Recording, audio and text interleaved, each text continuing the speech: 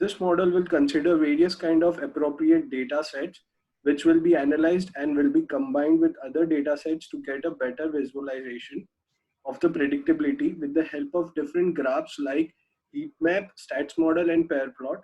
The two major data resources to analyze social impact for a particular sport or a team will be Wikipedia and Twitter. The model will fetch data from both the resources and will combine it with actual player or team data. At the end of the model, the unsupervised machine learning and face-sitting cluster plotting in R will be performed on team sports player. So this is the outline of my paper. So we'll go through the contents of the paper. So first of all, the statement of problem. So the following problems will be solving by my paper. The first one will be, does the individual player performance impact a team's win? Does on the court performance correlate with the social media influence? Does engagement on social media correlate with popularity on Wikipedia? Is follower count on social media engagement a better predictor of the popularity on Twitter? Does salary correlate with the on-field performance? Does winning bring more fans to the games? What drives the valuation of teams more, attendance or the local real estate market? So the following problems will be solved with the help of the machine learning model. So as I have given you the introduction for my paper, further the RMSE technique will help to set the precision for the actual values which will be predicted at for a particular attribute. RMSE is the root mean square error technique, which will help to calculate the error and to make the model more accurate. This model can also fetch directly data from two major social platforms, as it is basically for the social media influence. So Twitter and Wikipedia will play an important role in this model. So the proposed work for the paper is collecting the first data resources. So the data is collected from various resources such as Wikipedia, NBA, as I've taken the basketball game NBA example, salary of the various players, which is taken from the Forbes, arena attendance, the total attendance in a stadium, the Wikipedia data for the global engagement and influence of a particular player, how a particular player is influencing various activities like endorsement and valuations, etc. Uh, so these are the data resources which would be collected. Second, exploring first data resources. So now we have to explore what kind of data we have, the attributes of data. So understanding all the data sets collected to get familiar with the attributes and features used in different data sets. So how can we get used to with the data? So for example, in looking at the plots, they appear to be in relationship between attendance, either average, total, valuation of the team. So we can plot various visualization between various data sets. So we can get the insights of the data. So how two datas are connected with each other. By that we can apply the accurate machine learning algorithm to the data. So it could be possible that we face some abnormalities in pair plot and heat map. One way to further investigate is to use linear regression to try to explain the relationship.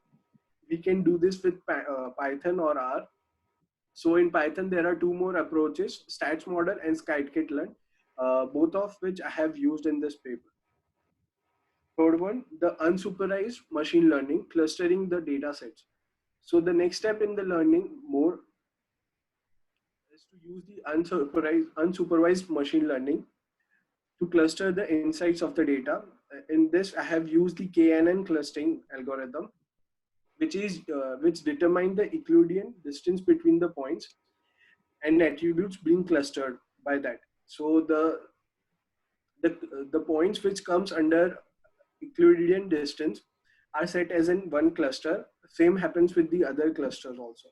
So by this, the clusters have been set, and with the help of min-max scalar, which is used from the scikit-learn, it helps the numerical values to be convert its value between 0 to 1 range so that it can be processed easily in the machine learning algorithm.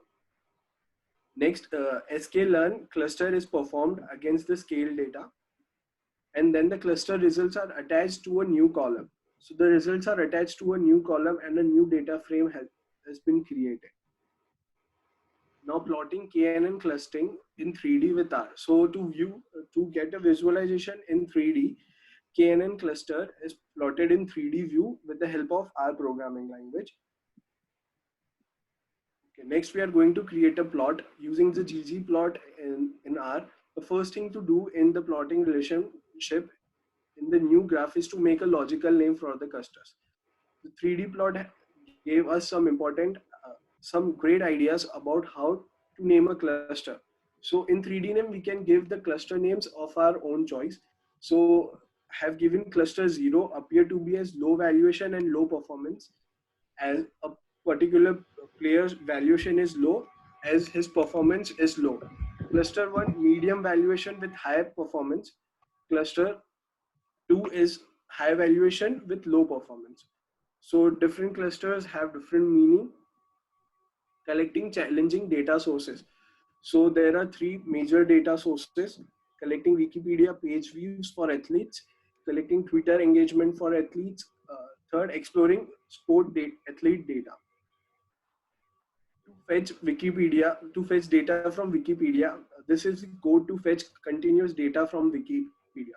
So I have given the required URL from where I have to fetch the data, and I have created a base URL. This will help to directly convert the Wikipedia page views into the data frame, and that data frame can be analyzed with the help of machine learning algorithm. And same with the Twitter, as this was for the Wikipedia. Now this is for the Twitter.